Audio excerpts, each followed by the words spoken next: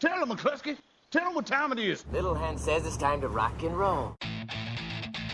All you people are so scared of me. Come quietly or there will be trouble. Man, that's just me. I'm Batman. This is Sparta! There is a tiger in the bathroom! I'm an excellent driver. If it bleeds, we can kill it. Pop quiz, hotshot. Keep the change, you filthy animal. Oh, ooby-doo, I wanna be like you. I wanna walk like you, talk like you, choo. Hello and welcome to this week's Monday Movie Show live on the 18th of April 2016. Yes, I've got a cold, and yes, if that piece of music on the intro did not make you dance, smile, or even just crack any kind of emotions on your face, there is something seriously wrong with you. That gives you an indication of one of the films that we're actually reviewing on this week's show. Andy is back as well. Yay, my internet is working. Fingers crossed. Oh no, I can't find a piece of wood. I need to touch something woody and, touch wood. Oh no, actually, there's shelves. Hang on. Right, yeah, touch wood. My internet connection will stay on tonight. And did they give you any kind of reason on why it went down? It was like 60 odd hours or something? It wasn't that long, but it was more than a day. It felt like it, yeah. It was more than a day, and it went out, and then it went out again during the week for 10 minutes. I'm touching wood. No, yeah. That sounds really wrong. But yeah, my internet, I'm with the same company as you is, and you are. I've never had any problem with them before, so I mean it's a one-off thing, but it's annoying that on the day of all days, 7 days in a week, and they pick the one that and it wasn't even that. It was the one that we had to move it to because I couldn't do the Monday. It was the one before. Sounds like a movie. Yes. Yeah, back into movies as well. Nice tangent back into that. And then on this week's show in the cinema section, we have 5 films. They are. Yep, we've got Helen Mirren in the sort of army, military, political thriller Eye in the Sky. We have the Jon Favreau version of the adaptation of The Jungle Book. We have Kevin Costner starring in Criminal. We have a French film, which I don't actually have the French title, but it's been released here as The Brand New Testament. And we have New Testament.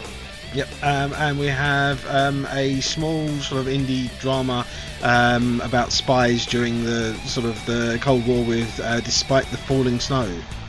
Yeah, and on Blu-ray and DVD, it's a very short show because of one small little film. Yeah, that small little film being the biggest film of the last year so far. And that, of course, is Star Wars: The Force Awakens. And then there's a couple little other small films that are chancing a bit this week, I think, but maybe going to do maybe better this week than they would other weeks because of the fact that there's not so much competition to go up against with The Survivalist and Emelie. Yeah, you would have thought that they would have released Star Wars: The Force Awakens on May the 4th, wouldn't you? Yeah, I've seen someone actually say that already as well. 2 weeks. Surprisingly, they didn't wait 2 weeks and then just release it on, May the 4th be with you weekend, Yeah, they're probably going to show some more stuff off on like Rogue One or something like that. So I don't know. They're going to have an announcement of sorts on May the 4th because it is Star Wars Day. The thing I'm really kind of annoyed at is that I wanted to get it, but I'm not. I've had it with buying all of these multiple versions and everything. I'm just going to buy one version of it, but I actually want the 3D version of it, and the 3D version of it apparently isn't being released until October. And why is that? Because people will then buy it again. Yeah, smart one. Well, I want to start buying 4K versions of stuff, but one, I need to buy a new 4K player. Yeah. To actually do that, because the PlayStation 4 or whatever is not 4K compatible. There is supposedly a version of that coming out, so maybe a 4K compatible one of that. So I have to spend like £300-400 on that, and then start buying stuff on 4K. When in fact I can save that money and just subscribe to Netflix and watch some 4K content on there. It's not very much, but at least I'm not gonna fall into that trap again and rebuy movies again and again and again. And no, it's probably getting bored. I've done it with some. Because I mean, I have in my collection. I have some imported discs for DVDs that are American discs and will not play on a player because of the whole region coding thing. It's not so much a problem now because Blu-rays a lot of the time they don't bother, but the DVDs they did, and so I have a whole section of my films that I can only actually watch on a PC now because the PC is a way of doing it without it mattering. But it means I can't watch them on, a television easily enough. So I've got some of them that I've bought, cheaper when they come out, and they've been out for a while, and I've replaced them, for a few quid or something. But I'm not going to spend, 15 quid on one to replace it, because it's a, Blu-ray upgrade for a lot of them that weren't even really, the quality isn't that good, so. And there are films which have still not seen the light of day over here too, for example, which I should have actually bought by now, but I don't know why I haven't, is Snowpiercer, which has never been released in the UK yet, and I doubt it will ever get released in the UK. I really loved that film. No, I mean, I also recently imported a couple of foreign Blu-rays, because in Europe there are some films that didn't do well in America, but did well in Europe. So they got a Blu-ray release in Europe, in like France and Germany, but didn't get one here or in America.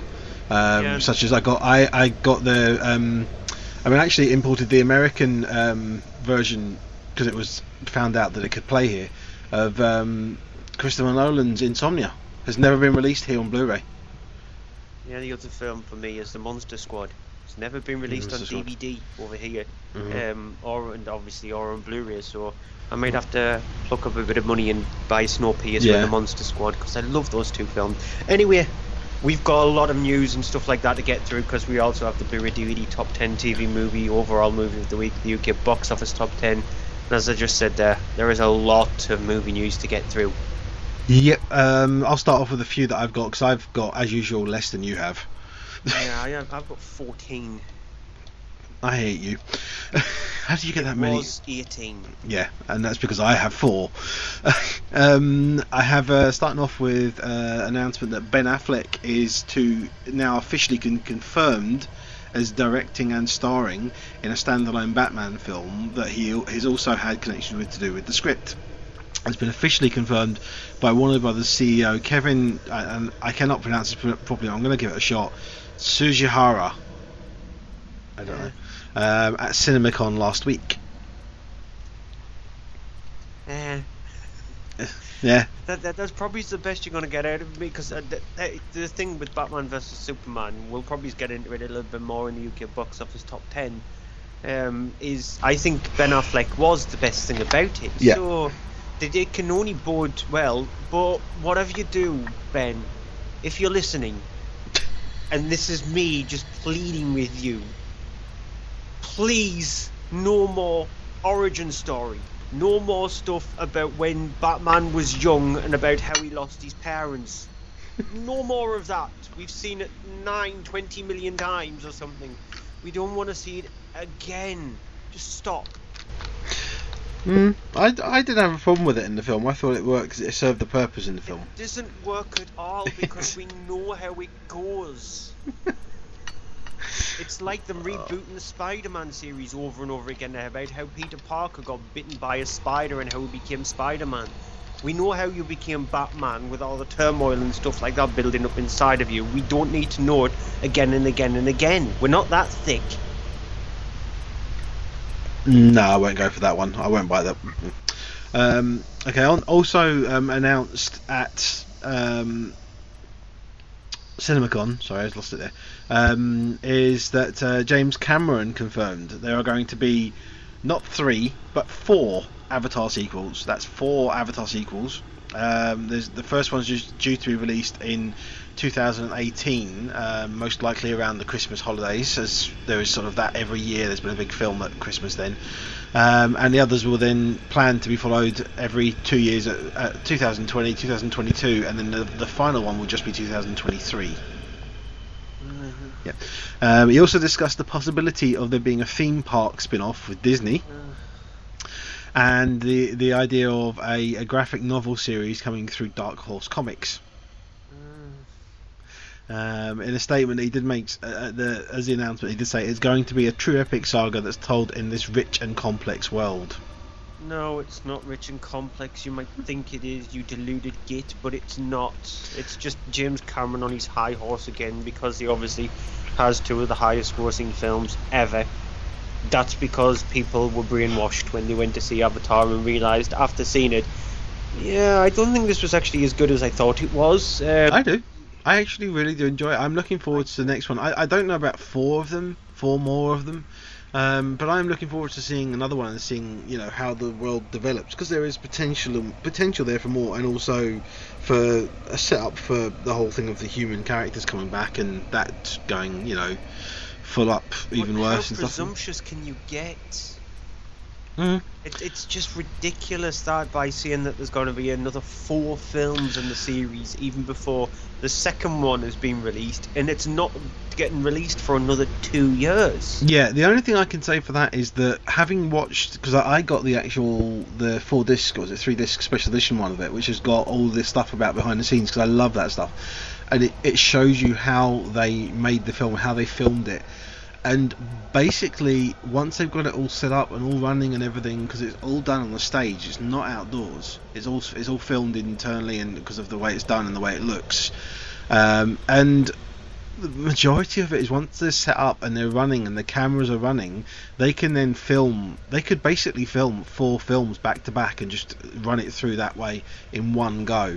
So it's not, I don't think, going to cost them to make 4 films to have 4 films released.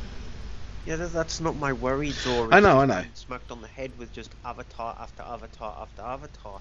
To be honest, like I said, I thought that when I went to see the first one, I thought, yeah, this is actually really good. You get sort of like sucked up in the spectacle of the film itself. And then I watched it for a second time, and I thought it didn't drag as much as I thought it did when I saw it the first time. And that's how I felt also about Avengers. I thought the Avengers film, I thought, yeah, it was a brilliant, fun film the first time I watched it. When I went to see it as a part of the double bill with Avengers Age of Ultron, I was actually bored. I was getting bored of it. And it's not because I seen it again, it's just, you should still be sucked up by that spectacle. Avatar just didn't do that to me, because its big gimmick was the 3D, and it did do the 3D really well. I wonder what gimmick he's also going to bring in for this one, for the second one. He's going to have to do a new gimmick for each one. So with Avatar 2, 3, 4 and 5, there's going to be a new thing that he's going to bring into it. On the 5th one, he's just going to be sat behind you, throwing popcorn at you or something, kicking your seat. Other news, Channing Tatum has been cast in the upcoming Kingsman sequel, The Golden Circle. Added into the cast potentially as well in a role of questionable size, we have no idea. Might be singer Elton John. God. They're going to be joining, already confirmed in the film, Halle Berry, Julianne Moore, and returning Taron Egerton, Mark Strong, and possibly in some form Colin Firth. The movie is due for a release on June 16th next year. Yeah, yeah. I really like the first one, but Elton John? It might just be a well, I mean, yeah, the only thing I can think of is they have him as a cameo kind of thing, like they do, like sort of, you know, as the kind of the celebrity who's involved with the villain, you know, with the villain, or have him play it completely camp, over the top, ridiculous, like, you know, absolutely mental, and have him be the villain, and Channing Tatum be like his lackey. No, they're not Macam. Criminy, my Macam accent is actually coming through there. They'll not make him that big. I think that would be hysterical, though. I think that would be absolutely brilliant if they did something like that. No, I don't think it would. No, I don't. That would crack me up. What the heck is wrong with me tonight? I don't think they will actually. They'll do that. I don't think Matthew Vaughn will actually do that. I think it would be funny, though.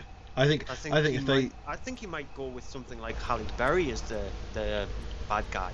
Potentially, I'd say Julianne Moore. Although we've seen films where Julianne Moore was the bad guy before, which didn't quite work out. No, I think she's supposedly going to be the leader of the American side of things, because it is supposed to be the British side of stuff, with Taron Egerton's character needing help from the American side, and the rumours is the Channing Tatum's character is sort of like Taron Egerton's sort of like mirror image, and I think his Channing Tatum's sort of like person who looked after him is going to be played by Julianne Moore. That's how I see it. Okay. I'm not sure about that, but my final piece. That would be good, yeah. Elton John is the guy that trained an assassin. Yeah. Okay, my final piece of news is to do with Jurassic World 2, which has not been given a proper title yet, but has been given a director in the form of Juan Antonio Bayona. If you don't recognise the name, you should. Shame on you. It is one of our favourite directors, having only done a couple of films, but I've only seen one of them. But you absolutely loved Orphanage, and especially The Impossible. I adored The Orphanage. I adored The Impossible as well. I love his work on Penny Dreadful. I think he's a very visionary director, and I cannot wait for a Monster Calls, because they released the second teaser trailer for that, and I'm sold just from the first 10 seconds. So that's out in October, and I really cannot wait for that. And he dropped out of doing the World War Z sequel for finishing off A Monster's Call. But by the looks of things, he's very close to finishing off A Monster's Call. Yeah, well, he's got 2 years to basically do the next Jurassic World film, because it's due for release in June in 2018. So it's perfect because they wanted him to do World War Z to be World War Z 2 to be released the middle of next year. Yeah, and he turned it down because it was going to be too rushed. So I mean, which is smart thinking that from a director, because it means that he wants to put more time and effort into the film, and so yeah, I'm definitely on board for this. Yeah. Excuse me. Okay, then it's time for me to go through my news, my 14 news stories. Some of them were small anyway, so I can just easily steamroll through them ones. But one half of the creators of South Park, Trey Parker, will be voicing the main bad guy in the third Despicable Me film. Parker will be playing Balthazar Bratt, a former 80s child star who gets annoyed with the world after his TV show is cancelled and is mocked for it. Okay. I love this. It's weird. It's certainly up there with the that's interesting ones. I mean it's interesting and it's good, but I don't know, is he going to be good for it or not? I don't know. We'll see. But yeah, Trey Parker's oeuvre when it comes to characters, because he's not only one of the co-creators of South Park, he also does multiple voices on the show. He's been in every single one of Matt Stone and Trey Parker's films as well, even doing voiceovers in Team America World Police, which was the last film that he actually did. So he's very adept at doing multiple different voices and going from being very shy and coy to being completely exuberant and over the top, and I think that's fantastic casting that. So yeah, it's Despicable Me related as well, but well done to Pierre Coffin for getting Trey Parker to do a voice. Well done, because he very rarely does that kind of stuff. Sticking with Illumination Entertainment, they're teaming up with Universal, and they have confirmed that a new animated Grinch film is in the works, with Benedict Cumberbatch set to voice the Grinch. That's great voice casting there, though I'm not sure. I mean, the Grinch isn't one of those ones I don't think is that big and necessary to have another one. I mean, the Ron Howard one with Jim Carrey is still a great film. It stands up today, even though it's not that old, but it's old enough that you could look at it and go, does it stand up to the test of, has it aged okay? And for that kind of film, it actually has aged pretty well. It's still good, so I don't think it needs to be remade just yet. I mean, they could be good, but it's the whole thing of, unnecessary remakes again. Yeah, Disney have confirmed that they're working on a live-action Peter Pan film. David Lowery will helm the project after he's finished work on the Pete's Dragon film. I've had a view recently of things to do with these whole Disney kind of fairy tale sort of stories, sort of things being done and redone and all, and we'll get to it a bit later on in the show for obvious reasons when we'll get to it. Yeah, Sony Pictures have confirmed that a third Hotel Transylvania film is happening, as well as an Emoji movie. Why? Please don't get the same people involved as the second one. Get people in that know how to make things funny. Yeah, but they're making an Emoji movie as well. What is the emoji things? Is that the faces things? The smiley faces, all those kind of stuff. They're emojis. Saying that, I wondered how they could make Angry Birds look any good as an animation, and I actually want to see that, because the trailer did make me laugh a lot. Yeah, but still, according to the supposed plot of the Emoji movie, it's about a world inside of your phone and what happens inside that world with the emojis, including the notorious poo/ice cream emoji. People don't know if it's a poo or ice cream. Ever since he plays the bad guy. Well, I mean, there are worse ideas. No, I honestly don't. I'm just kind of like, okay. There are worse ideas.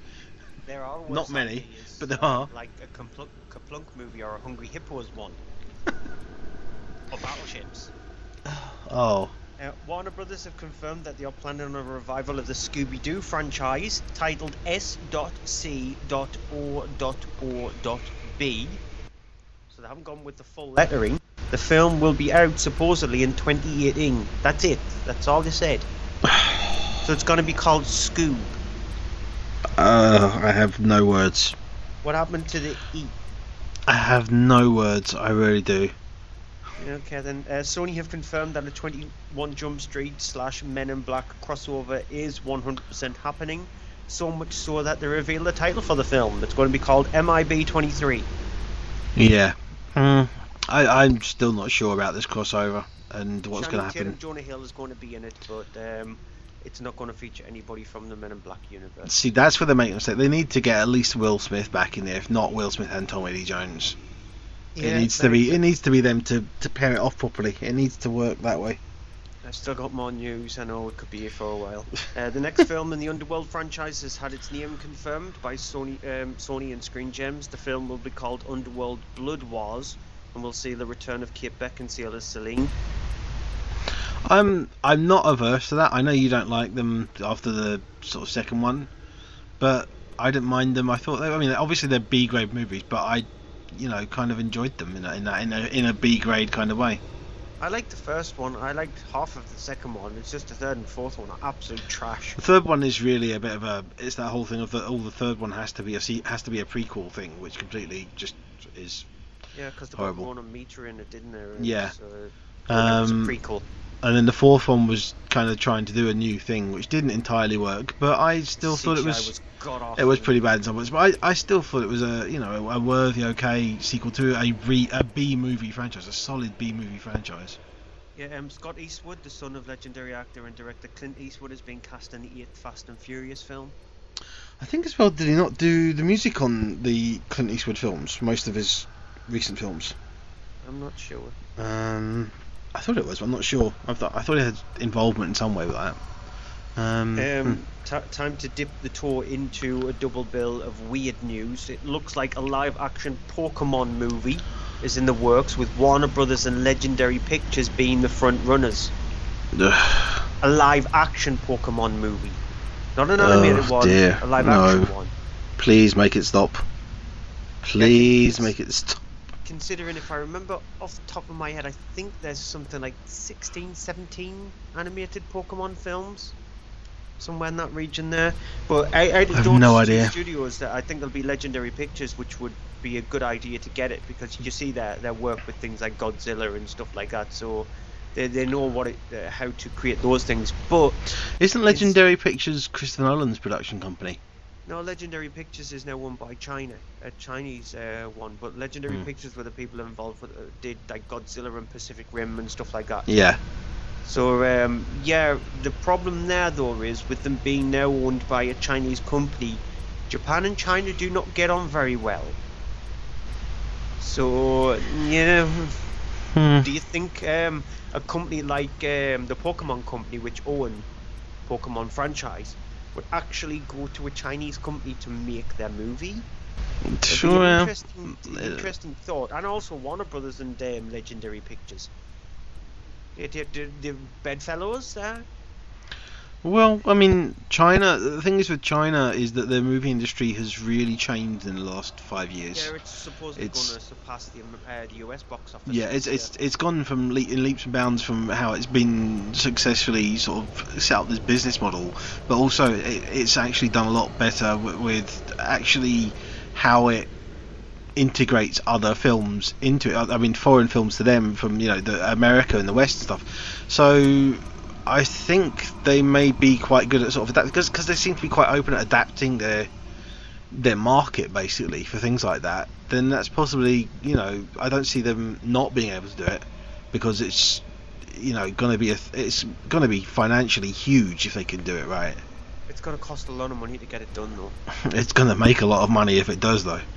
Dwayne Johnson and Kevin, the second half of those weird news. Dwayne Johnson and Kevin Hart are in talks for the Jumanji remake. I did see this. The film will be directed by Jake Kasdan, who did Bad Teacher. Yeah, we got this upcoming film as well, is it Central Intelligence or something like that? Yeah. Coming out soon, which the trailer looks... I have to admit, the trailer made me laugh. Not Kevin Hart that made me laugh, but The Rock in it actually made me laugh in it. He was actually... He has great comic timing. He really does. If you see him in something that's funny, I mean, even in things like... even terrible film... But I laughed. Yeah, exactly. The Tooth Fairy. You knew exactly where I was going, and that shows how actually funny he can be. Even if a film's not great, it does have laughs in it, and he pulls them off. Yeah, still though. At the recent CinemaCon convention, Sony confirmed that a sequel to Zombieland is going ahead with Reed Reese and Paul Wernick set to pen the script. They wrote the Deadpool film. We should have had this long ago, but they tried doing an Amazon TV series of it instead, which was completely and utterly awful. So please let it be like the film and not like the TV pilot. Yeah, just I know we said it's awful, but just go and watch it if you can find just to see how awful I think it might was. still be on Amazon. I think because they made it, they put it out there as a pilot and it didn't do well enough, but I think they still have it on there. Still though, it is see bad. If you can find it somewhere and watch, see how awful that really is, because that was horrid. James Gunn has confirmed that both John C. Reilly and Benicio del Toro will not be in Guardians of the Galaxy. Del Toro played the Collector in the first film, with Gunn stating the reason for his absence is down to his character not fitting into the film. Yeah, well, that happens, but he'll probably be back in Infinity Wars in some form because of basically what they are related to. Yeah, and last couple of pieces of news. I'm ending off on a bit of a strange one, but second to last, Sony have announced that there will be a fourth Insidious film. It's interesting that Sony were the ones announcing it, considering that it's a Lionsgate Blumhouse production movie. So why did Sony announce it? Maybe Lionsgate didn't want to do it and Sony's bought it. Teaming up with Blumhouse Productions to do it. Considering, I don't know why Lionsgate would do that, because the third film in the series took 100 million at the box office, which you think that's not very much, considering though that the budget was only about 5 million on the film. So 100 million back from 5 million. Well, say a 10-15 million, including promotional material and stuff like that. Still, that's insane, that. And the final piece of news, I've only got the... What? I said, woohoo. Yeah, final piece of news. I've only got this written down because I think this is just... What? But the longest movie in the world has just been given the longest trailer in the world. So not only as it's just want to be the longest movie in the world, it also wants the record for the longest trailer in the world. Titled Ambience, the trailer for the film itself clocks in at... Any guesses? Now, trailers, we know, they can be anywhere between, say, like a standard trailer. It's about 2.5 minutes. How long is the film? I'm not going to give you that because I'm going to actually ask. I think the trailer is going to be 22 minutes. The trailer itself clocks in at 7 hours and 20 minutes. What? Yes, the full length of the film clocks in at 50 hours. 30 days, 720 hours. The film itself is called Ambience. It's from a Swedish director. It will get released in 2020. And how many discs will it be? It'll only be shown in one cinema per country. So I don't know whereabouts in each country it'll actually be shown, but it'll only be shown once in one cinema per country, and that's the only time you'll ever get to see it. I was thinking how they're going to release it on DVD, because it would be like on 20 discs. I feel sorry for the operator who actually has to work this. They have to actually do shifts, because the film itself automated. Is actually 30 days long without a break. It's automated now, isn't it? So it won't be a projection. It'll still just be a computer sitting there going, "Why is my life like this?" Yeah, and the director says it centers around two people on a beach seeing through their life. So you see 30 days of their life, and it hasn't been edited. So the film itself has not been cut or edited or anything like that removed. So any kind of mistakes, anything that they do wrong, anything like that is left in the film. Sort of like this show. Dear. If you extend the show to 30 days long. Yeah, I don't think we can handle that. I wonder if that guy who broke the world record for staying in one spot and watching like a proper run of television, it was something like 93 hours in one go, would be interested in sitting through 30 days.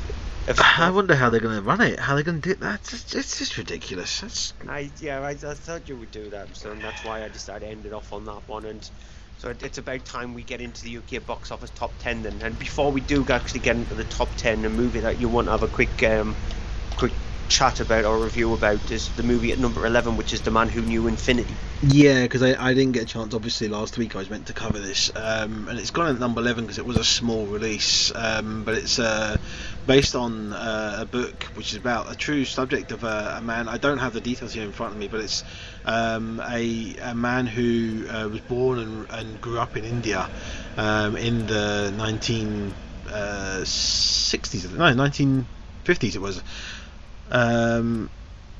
And no, sorry, it wasn't. It was just before that. It was before the breakout of World War One, and he was ended up being somehow a kind of a mathematician genius, somebody who did all these advanced calculations and such, and was brought over to Cambridge and sponsored there.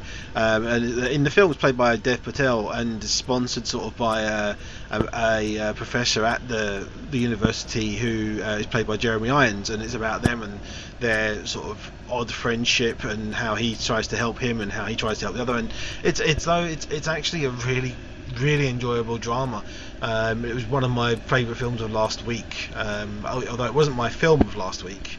It was very, very good, and I enjoyed it, and a great sort of small indie film which, if you have a chance to see it, it's worth trying to see, because it's a nice little small film.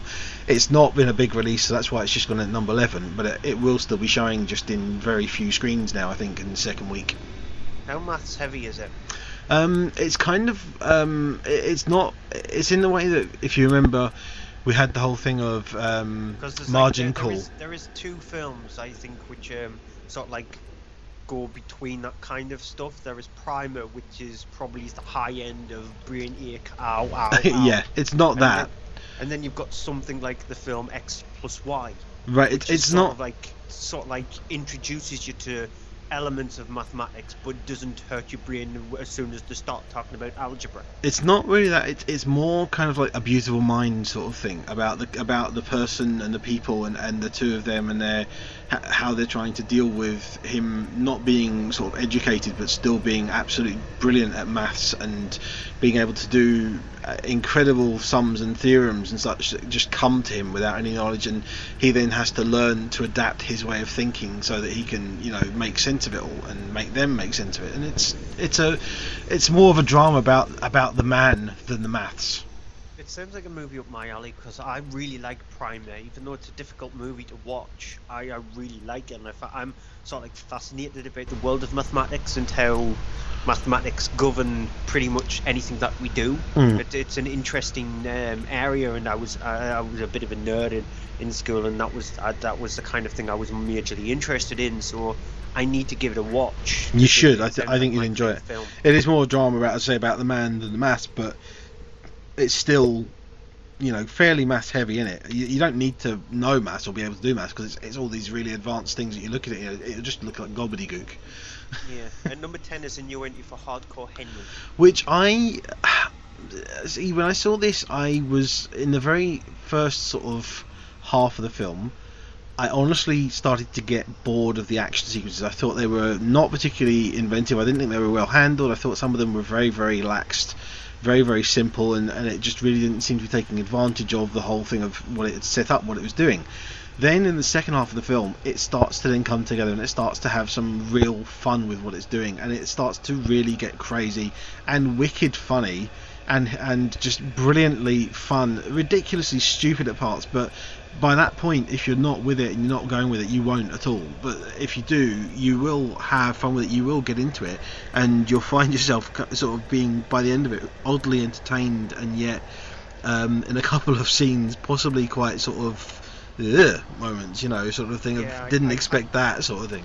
I had to explain one last week about when he pulls out his eye and then just I mean, things like that, it has some fantastic ideas and concepts in it, and some of them work and some of them don't. The first half of the film really, I think, should have been stripped down a bit and didn't need to be Didn't need to have some of the scenes. Sharlto Copley is an absolute madman in this film. Some of his scenes in the early on bits, in particular in the back room of a club, shall we say. In particular, that scene, I sat there and I honestly could have kind of had my head in my hand and just sort of thinking there, what the heck is going on? And it was honestly one of the weirdest moments I've ever seen in a film, which thankfully, after you get past that, that's when it starts to get a lot better. But up to that point, I honestly sat there and I thought, what is going on? I don't think they could have gotten anybody better actually to be a character than Sharlto Copley, though. I think he just absolutely goes hell to leather with it. I think he's clearly having fun with it. Yeah, after playing Chappie, he wanted to just do something that would completely blow off steam, and Hardcore Henry is definitely that.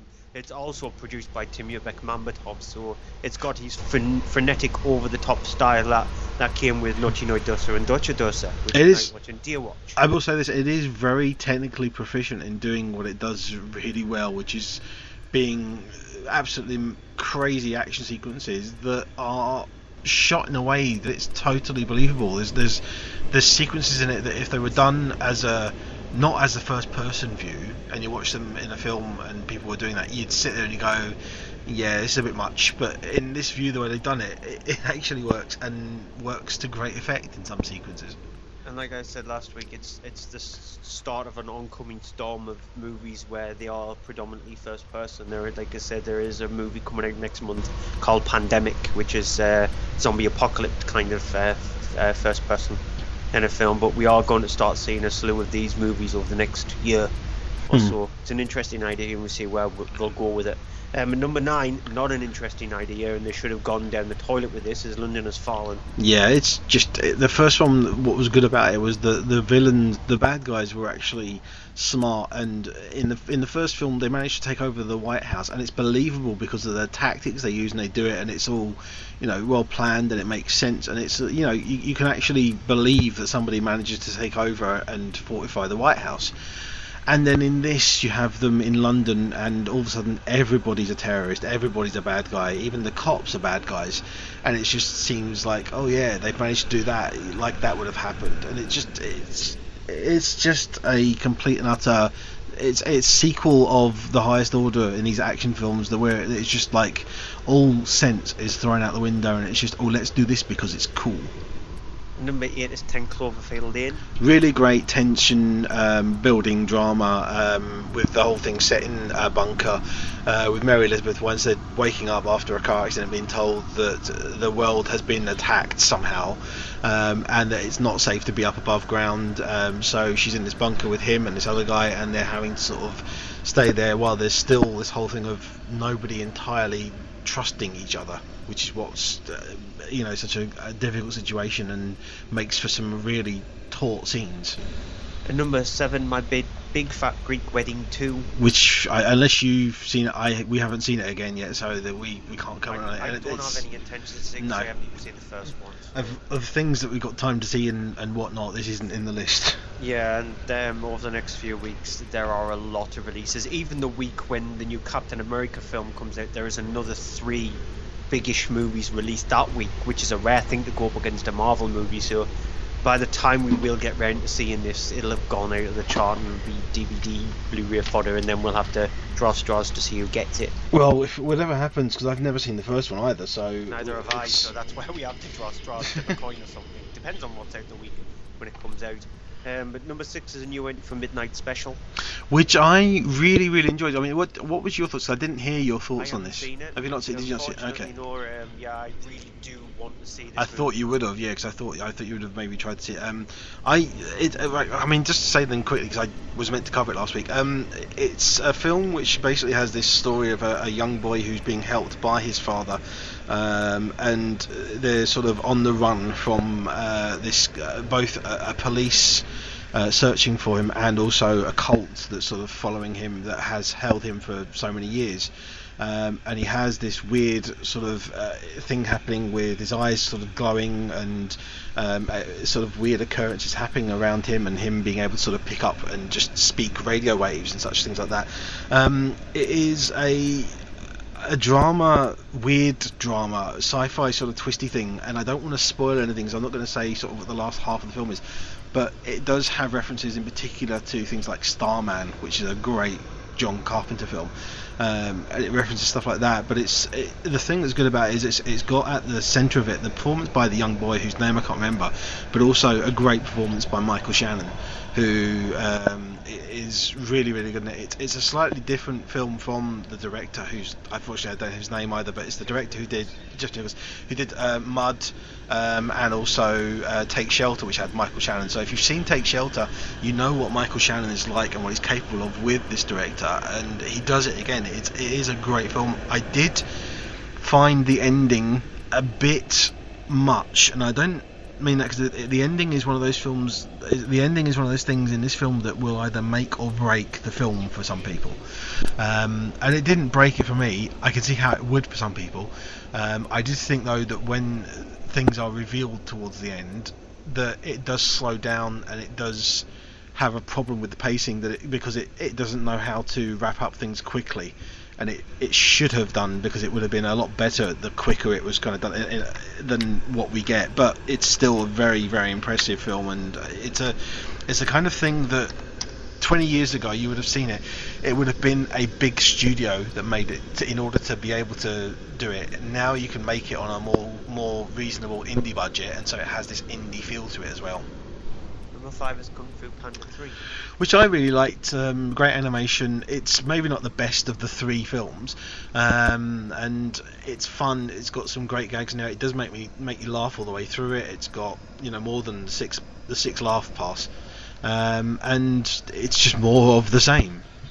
And number 4 is Eddie the Eagle, which is a great feel-good film. It is a little bit sort of cliched throughout, and has some moments that will kind of make you sort of guffaw rather than laugh, but it does have a consistent laugh. It does have a good feel-good thing, and by the end of it, it actually did bring tears to my eyes.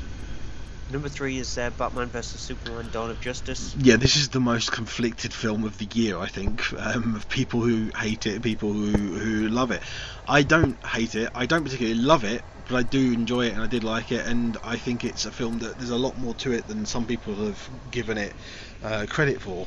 I think there's a lot in it that people have overlooked because of assumptions that they made going into it and had expectations which were either met or not in different ways and such. So I think it's a film that people that have seen it twice, a majority of them have said it the second time they enjoyed it more, which I think goes to the whole thing of the preconceptions and expectations going into it. But I think it's an okay film. It does have problems with the whole thing of it being kind of the setup for the next 6 or 7 films in the Justice League thing. But I thought it was, an enjoyable, if slightly dumbed down, popcorn action film. Yeah, I went in the film with stupidly low expectations. I do this with every single comic book movie because, to be honest, I'm not a huge fan of them. I'm hoping that new Captain America film breaks that duck. And from what I hear, it is supposed to be very intelligent and very more of a thriller with superhero elements to it, which it's making me more interested in it. I'll say in a second. Okay, go on. Sorry, I'll say in a second what I was going to say though. But all I was going to say is Batman vs Superman: Dawn of Justice just made it above my low expectations, and that's thanks to Ben Affleck. Because out of all of them, the one I had the biggest doubt with was Ben Affleck as Batman, and I think a lot of people had that doubt whether he could actually play him, because as soon as Ben Affleck was announced to play Batman, the amount of groans and moans from fans of Batman himself in the series, there's no way he can do this. This is going to turn out like George Clooney as Batman. Thank God they didn't go down the nipple route, but it never went down that route because he did play the character more serious, and that suited the film itself. It's just the rest of the film is just lacking in a lot of areas. The one thing I have heard about it said, and I can believe this going by Batman v Superman, but the thing I've heard in particular, a couple of reviews have mentioned, and they said that the events that happen in Civil War, in Captain America Civil War, is obviously they have the whole thing of Captain America and Iron Man going at odds with each other over their ideas and what they believe and such. And the people have said that those beliefs and the reason why the two of them kind of go to war with each other is a lot more faithful to the characters and their core character traits and beliefs than what there was between Batman and Superman in that film. Yeah, well, Batman vs Superman was just stupid. Is it canon in the comic books that Metropolis and Gotham are right next to each other? I'm not sure on that, honestly. I'm not. I mean, I always thought it was a kind of thing that in the DC they were like world, spitting distance from each other. Yeah, I did find that a bit odd, but I always thought that the way that it was that in the DC world that the names of the cities were just different names for some. So like Metropolis, I always thought Metropolis was New York, and I always thought that Gotham was Chicago.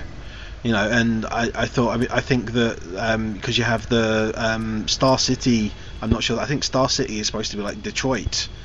Star City is the one that's from Arrow, and you have the city, Central City, which is in Flash, is I think is supposed to be like San Francisco or something. So I think that's how it was done, and I think over the time maybe that was intended, maybe it's not, maybe I'm making that up, maybe that's things I've picked up and not sure, but I thought that's how it was. So for me, I did think that was a bit odd in the film. Yeah, Al from Menage a Geek in the chat there said Metropolis is New York and Gotham is Chicago. Yeah, because I think that's why they had the whole thing of in the Christopher Nolan films, especially Dark Knight, it was filmed in Chicago to get that look and have that feel to it.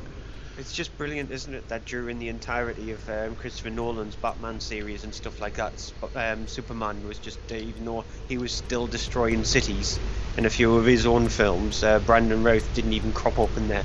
You just imagine it. Any bets? I wonder if a lot of people have actually gone back to watch Nolan's Dark Knight trilogy and see if there's like a pop-up of Brandon Routh just in the background going, "Come on, watch my film as well." Well, these are different versions. It's the whole thing of, you know, different versions are not the same. But that was the case. And number 2 is Zootropolis, which is a brilliant animation film, and we have different views on this, but I think it actually is rivals Inside Out for the best animation that there's been in the last couple of years. I really thought it was clever and ingenious, and it had that whole ingenuity thing down to a T, as well as some fun moments and some really brilliantly animated sequences. And it's funny and humour all the way through. Again, the key is that ingenuity, the humour of that, the things like the idea of the sloths being all the ones working at the DMV. So anytime you go to DMV, it's going to take you half an hour to get, you know, a letter signed or something. Yeah, and number 1 is a new entry for the Huntsman Winter's War, which doesn't deserve to be there as far as I'm concerned. Not that I'm saying Batman v Superman really deserves to be there anymore after a few weeks, but the thing is, it got a Monday release. Huntsman Winter's War had a Monday long week release to kind of cheat the numbers and get to the number 1 spot, and it didn't deserve it. It is completely lackluster sequel. It's to a film which didn't need it. The story is laughable, the performances are even worse, the accents are terrible at times, and I mean, I live in Scotland, I saw it in Glasgow, there were parts that got guffaws and laughs from the audience because the accents were terrible and the way that people said it, and I don't think it's down to, I don't think it's bad acting and bad performances on the part of the actors. Jessica Chastain can do a great British accent. I mean, we've seen it in Crimson Peak. She did a great British accent in that, Old English accent in that, and she can do that. And if she had someone there probably telling her how to do it properly and giving her proper lessons on the accents of, because they're trying to make it Scottish, but I don't know what kind of Scottish. It's awful. To be honest, I think you're giving a bit too much credit there to Jessica Chastain. If you are told that your character that you're playing has to have a Scottish accent, you as an actor would go out of your way to try and learn it yourself. You wouldn't expect directors or whatever to say, you know what, I'm going to get you a vocal coach or something like that. If you want to be embodied in the character that you're playing, you would go out. A lot of actors do this anyway. You see the amount of, look what Tom Cruise does when he does his films. Yeah. He goes and gets stunt training and all that kind of stuff off his own back. You should be trying to watch stuff. You should be trying to go to areas where they've got the thick Scottish accent to try and learn it. And I just think it was out and out awful, full stop. It is, and it's awful. It's the whole thing of the story and a way to bring back Charlize Theron, and the fact that it's a sequel, but it is a prequel sequel because it starts out, in order to actually set up a sequel to the film that makes sense, there has to be a half-hour setup at the start of it, which sets up the prequel. Any film that needs a half-hour sequel to set a half-hour prequel bit to set up does not need to be that. That's just terrible. Either do the sequel and then do the prequel and then do the sequel. Don't do. I mean, that would mean we'd have to sit through another film, but just a half hour of setup, half hour of exposition, half an hour that you could literally have put in 5 minutes and just explained it with a voiceover, which it has a voiceover in it. So the only plus point about the entirety of the film is Sheridan Smith as one of the dwarves. Even though she's a bit grating in it, and I mean, it's got the amount of usage, the swear words. Oh yeah, that has very PG. That has great. Yeah, it's a 12. That is a great sequence. It did get lots of laughs when I saw it. But I mean, the thing is, then having her and having that in there, you on the other side, you've also got Rob Brydon. Yeah, but it just proves that if the strongest element of the film itself is somebody with its very unique way of swearing is your plus point, there is something seriously wrong about the movie, considering that it's called The Huntsman Winter's War. Yeah, not it's the dwarves swearing. It's just I mean, the only thing you can say about it is that it's not as bad as Snow White. Yeah, they're both just as bad as each other. Get on to new releases, because we're under an hour so far, so yeah, we've got 5 films to review. Okay, Eye in the Sky, which is directed by Gavin Hood. It's written by Guy Hibbert. Gavin Hood is a director that I've actually watched out for now, because he did some great films. I mean, the last thing he did was Ender's War, which I really, really loved, and it was a very strange Ender's Game,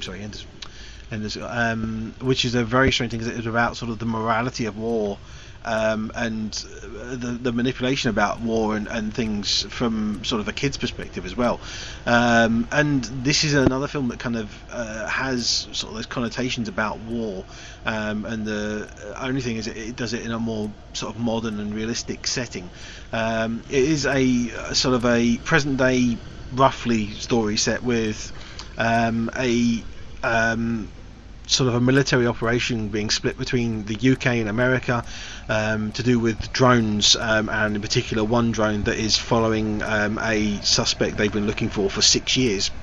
In the UK, at a base sort of overseeing and in control of everything, is a colonel played by Helen Mirren. She is the one in charge of searching for this group, a member of the actual real terrorist group, Al-Shabaab, when she tracks sort of this one person there. They send in a person on the ground who's played by Barked Abdi, who's in Captain Phillips. You have in the UK as well, sitting in a room overwatching things and seeing things as well, you have another colonel played by Alan Rickman, who's there with some politicians that are overseeing things and sort of watching from the political side of the things. And in America, at a base in Nevada, which, if you've seen Good Kill, you have the whole thing of the drones being controlled from there. You have the drone pilots being played by Aaron Paul, who sits there basically remote controlling this pilot and watching over things. Now, that's basically the setup of things. What is it really about is the whole thing of the morality of things and the question things, because it starts out with them trying to do a capture mission. They're trying to find this person. They found them. They want to capture them, and then when they send in a little remote controlled bug into the building so they can get better eyes on what's going on, they see these people in there getting ready and dressing up and getting ready with suicide vests. Obviously realizing that something is going to go down soon, they decide that what they've got to do, the options they've got, is that they have to see about planning about and quickly change it from a capture mission to a kill mission, and utilize Stinger missiles that are on the drone. The problem is then there are potential sort of casualties of war fallout from that, because it's in a populated area, and in amongst all this is a little girl who's basically standing outside the building with a table full of bread, selling bread, and it all comes down to the question of the whole thing of, you know, killing a child to save killing a rough idea of sort of 80 people from a shopping mall bombing, and it's all down to sort of that morality question. Here's a clip. So the plan is to put a hellfire through the roof of that house. I need legal clearance right now. A missile from the Reaper? Yes. So this is no longer a capture situation? No. We have 2 suicide vests with explosives inside that house. So can you clear me to a higher CDE?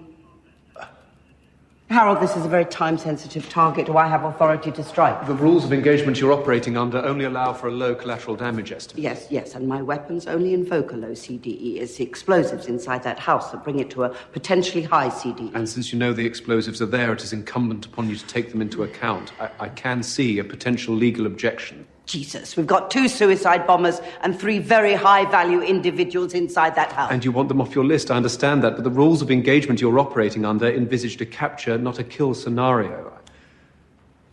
Mom, I think it would be wise to refer up. Are you telling me that or just debating with me? To refer up? Mm-hmm. I am telling you.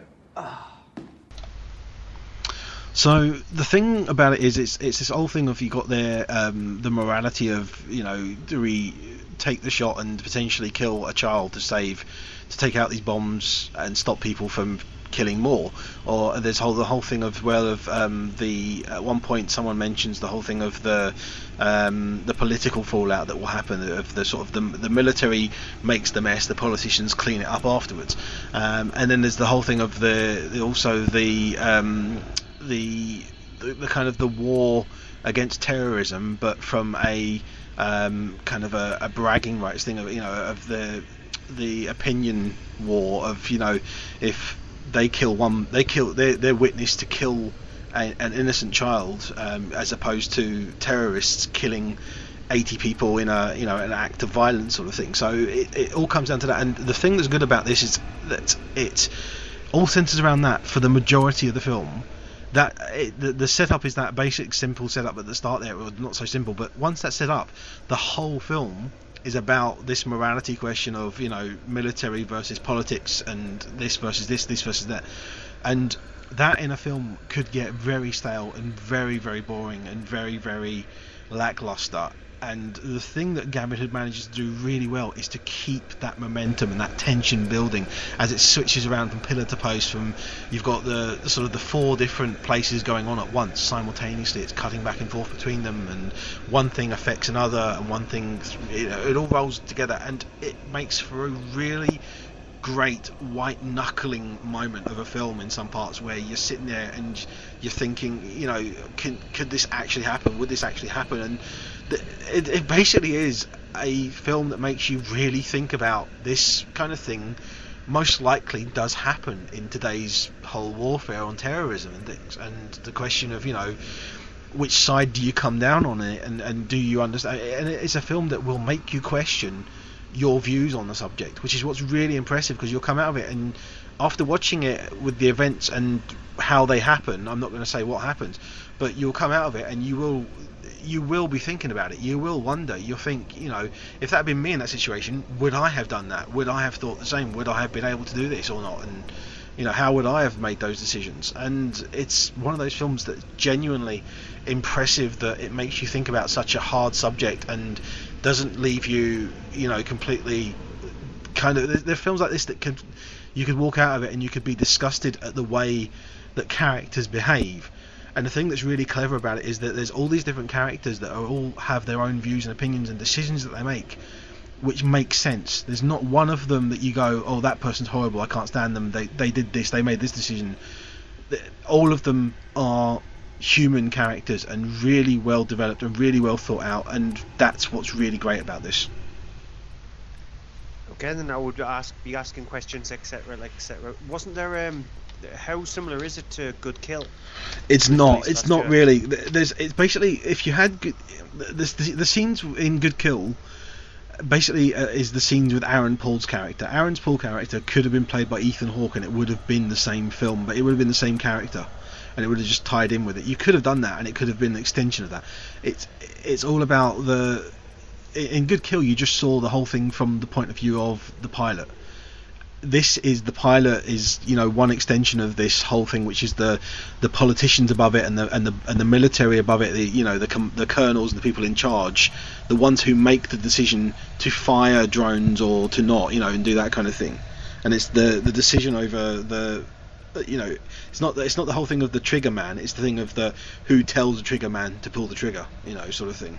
Yeah, so it would actually make a good double bill alongside each other. It wouldn't actually be that if you watch a Good Kill first and then you watch this after it, it's not like you're watching the same kind of film. No. In a way, you're sort of like watching two films which have got similar themes, but watching them from different points of view. I would actually say it's a great comparison piece. I would actually say if you get a choice, watch Good Kill first, because Good Kill will be able to put you more in the mindset of one of the characters than if you see it afterwards.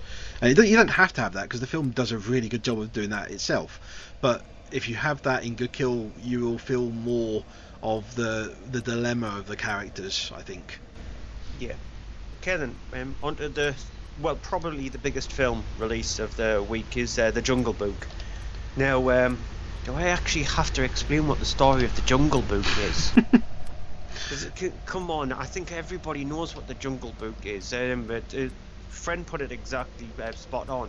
He went to see it today, and I said to him on Facebook, surprise, surprise, I actually really liked the film. I'm not giving very much away there because I don't think I've seen very many negative reviews towards the film. And I said, surprise, surprise, I liked it.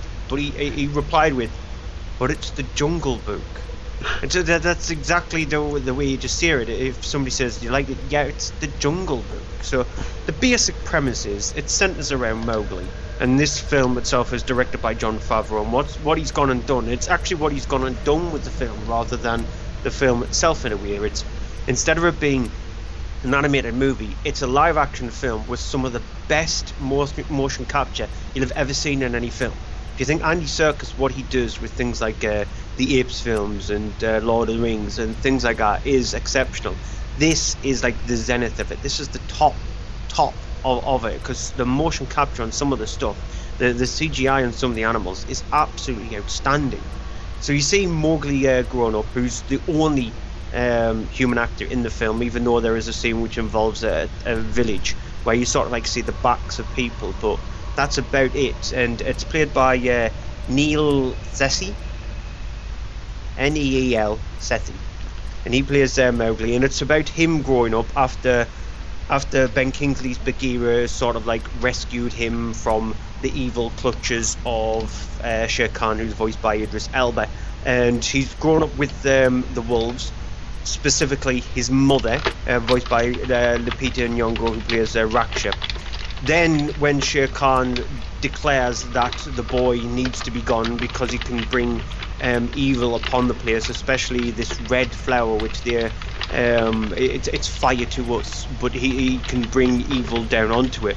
Shere Khan threatens the death or the life of Mowgli, so it's up to the wolves to try and get him out there, and specifically Bagheera. Here's a clip. Maybe I can be of help. The boy's right. Maybe it's time he found another people. No. I'm the one who brought him to you, and now I'll return him to where he belongs. I won't let you. He's my cub. We knew this day would come. We are the only family he's ever known. Raksha. It's the only place he'll be safe.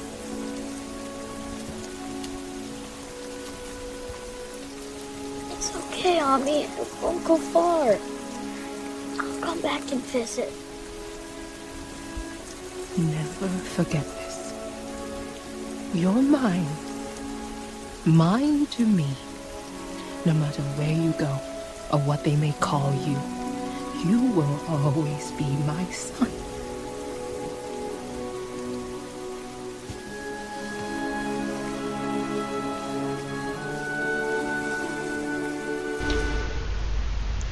Just a quick question there.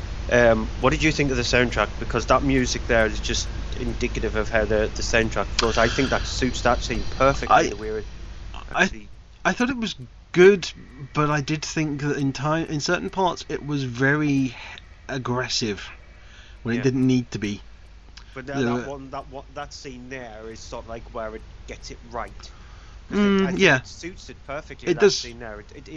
It's up to Raksha. She's given away pretty much, as she states there, a cub, but it's a son. She's given up her son.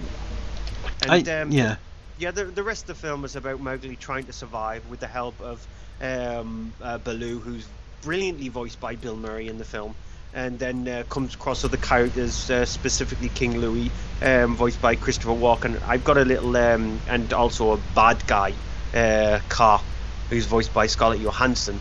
And the scene where you see Mowgli brought into the big massive temple, and you see King Louie sort of like looming out of the darkness. I've seen that in VR.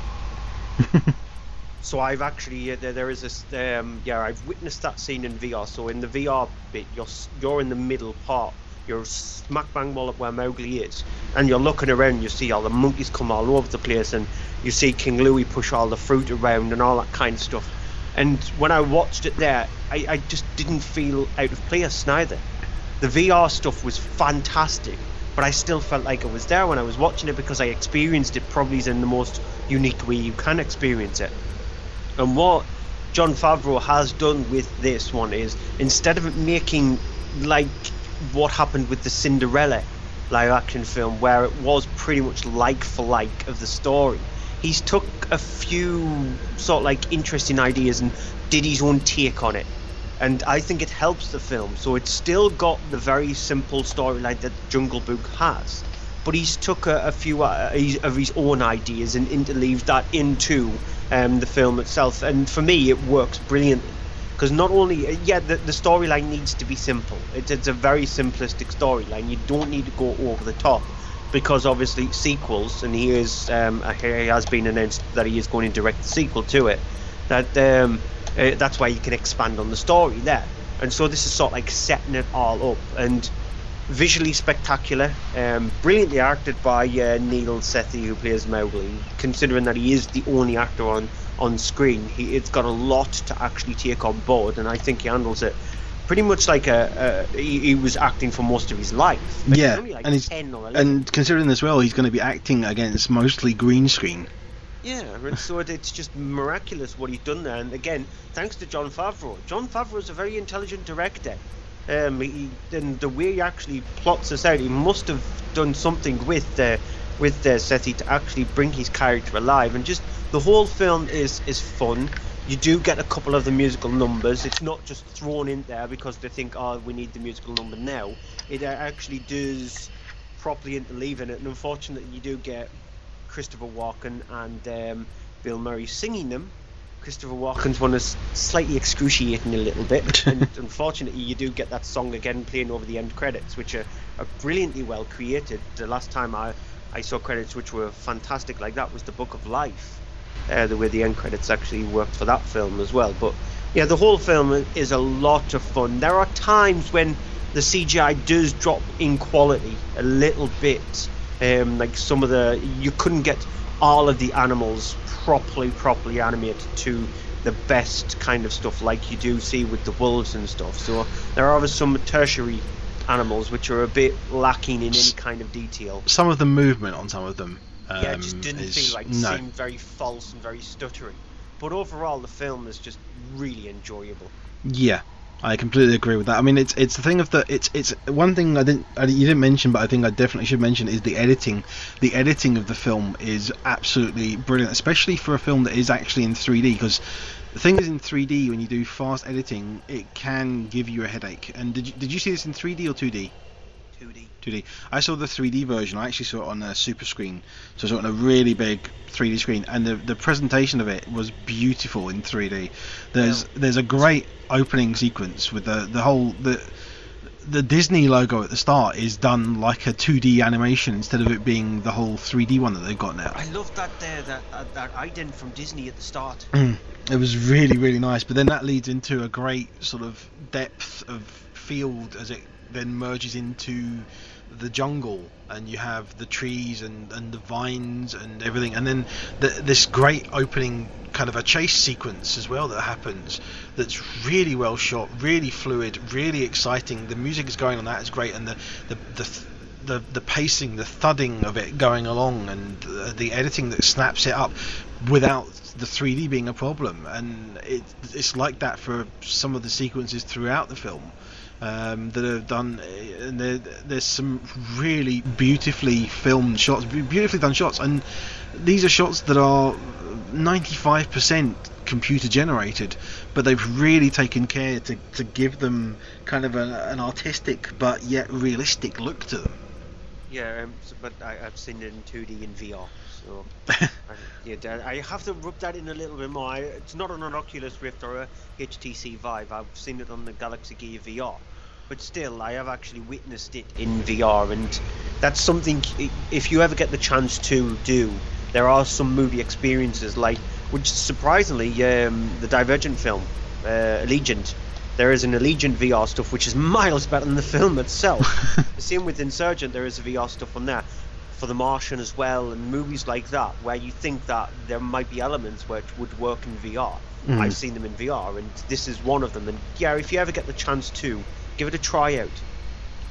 Yeah, but I mean, I was surprised, because the whole thing I was saying about earlier in the charts, about the whole thing of kind of the Disney, the old Disney and fairy tale ones that are kind of being redone with things like Maleficent and that sort of thing, where they started doing it, and then Huntsman, that's kind of Snow White and that sort of thing. I'm not being won over by the ones that are being done, and this is the first one that I went into it and I did not want to enjoy it. I did not want to think much of it, because I was expecting it to be another one of these, they've taken that story, they're doing something new with it, they're changing it and doing it, and they haven't. Jon Favreau's put real heart into this, and he's done it in a way that's interesting, and it's kind of taken something old and made it new again, but not being disrespectful to it, not decided, we'll change this just for the heck of it, we'll do this because it works, we'll do this because it's right, we'll do this because it makes sense.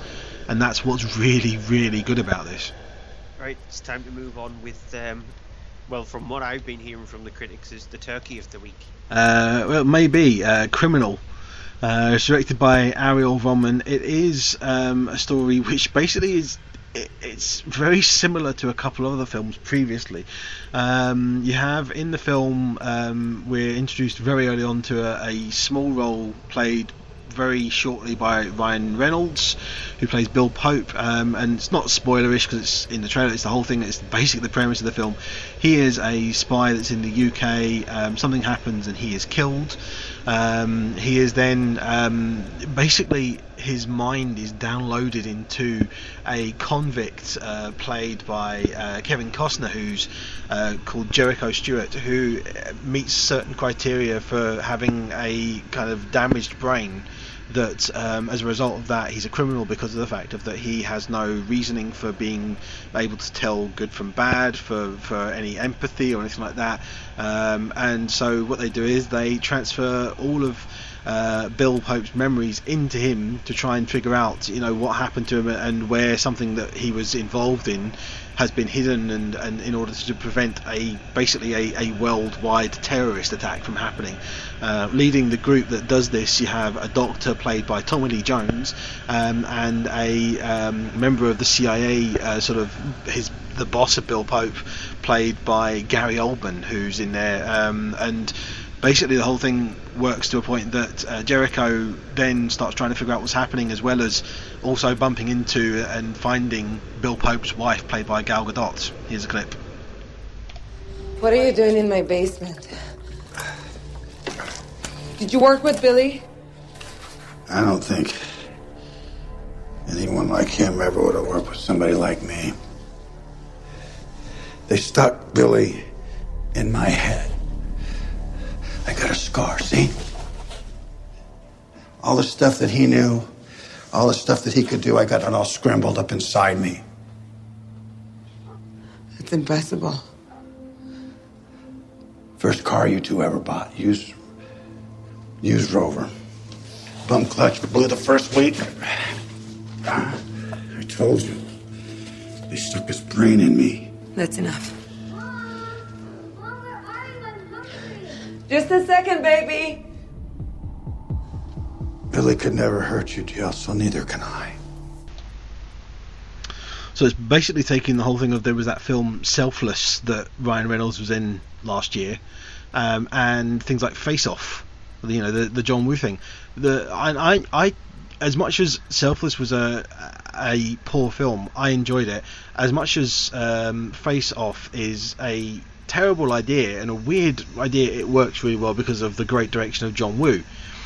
And this film has neither of those aspects. It's got some really clunky scenes and dialogue and sequences. It has action sequences that really don't even develop into action sequences. It has the sequence bit at the beginning where Ryan Reynolds' character is being followed through London, actually starts to show some promise, and then it just stops, and all of a sudden he's sitting tied to a chair and being beaten, and you don't sort of see what happens in between that, and it doesn't know how to handle action because it doesn't do any.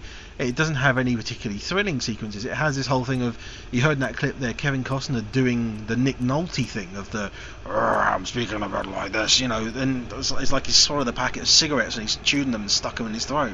Gary Oldman is doing the screaming, you know, boss that's running around trying to stop things from happening while trying to stop himself from having a stroke or something because he's going that mental. Tommy Lee Jones honestly looks lost in the film, as in kind of like what did I do to actually get in, what did I do in my career to get here, and you just don't care about it. It's a film that has moments in it where it's just stretching out things. It doesn't go anywhere. It doesn't have anything to excite. Its running time of 2 hours is unwarranted. Not quite 2 hours, I mean it's just under that, but it feels longer. And it's got moments in it as well where it feels like it wants to be a 12, but then it goes and throws in so many expletives at the screen. You sit there going, this could have been a 12 if you didn't have him saying, you know, the F-bomb every 5 seconds and things like that. It has sequences as well, because it's filmed in London, where people are speaking with really bad Cockney accents, even though it genuinely has been filmed in London at times. There's scenes in it where genuinely it's London, you can tell. And you wonder, you know, how did they do such bad casting of the locals and, you know, the background characters? You know, there's not anything in it that you can take seriously, and it's a B movie, but it had potential. You know, the idea has potential of being a really good film, and it's not. It's awful. The only thing it is good at doing is living up to the name Criminal, because it really is. It's a waste of material. I mean, I can't believe how you managed to get Kevin Costner, Gary Oldman, Tommy Lee Jones, Ryan Reynolds, as much as he's only in it for about 5 or 10 minutes. You know, how did these people get involved with this? And it's turned out like this. We'll never know. Right, on to probably the strangest film of this week, and probably the year so far. The Brand New Testament, or the French title is Le Tout Nouveau Testament. Even though it's got no umlaut above the testament, it's still pronounced Testament. It's directed by Jacques Van Dommel, and it is one of those movies where when you actually see the basic premise of it, people go, "What?" Do you want me to try and set it up? No, it's about God, who is a literal human being on this planet, and how nasty of a person he is. He's got a family, a daughter, who he's really horrible too, and so the daughter takes it upon herself to go on a pilgrimage of sorts to try and find extra apostles, 6, to add to the 12 apostles that you see on the table, all the while when God, her father, is trying to condemn. And so her journey leads her to 6 sort of like very destructive characters after she unwittingly reveals their death clock, or the amount of time that they're going to die. And so for predominantly most of the film, you see 6 little chapters revolving around each person who is going to become an apostle. So you've got You've got a homeless man who she gets to write things down because she can't write and she's not very good at reading. You've got a distraught woman who, when she does sort of like get her revelation, she sees a hand dancing on a table and she starts caressing this hand.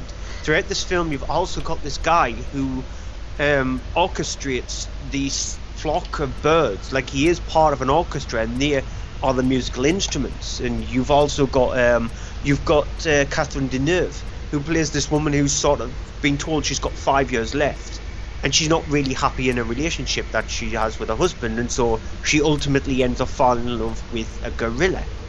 And you've got the father, the god figure, who's constantly chasing after who's played by Pili Groni. And just it's an insane movie. It's really hard to describe because it's more visually kind of, it's a visual movie rather than a sort of like a movie that needs to be explained in it. And it's set out as a comedy thriller.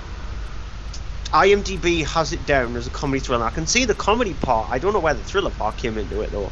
Maybe it's a comedy drama, but it's not overly funny. There are a couple of scenes which did crack both of us up because we were explaining this before we actually came on air. One specifically involving his father when he's chasing after them, and she walks across the river with the homeless man in tow, and when God does that, he just drowns. Or a part where they actually use a washing machine as sort of like the doorway to the human world, and when he attempts to get into the human world, he gets caught up in this washing machine and caught up in the washing. When he tries to get back, there is no way for him to get back because pretty much the portal gets closed. And so it's a really weird movie. It shows you the life of people and how they go through life and the kind of reaction you have.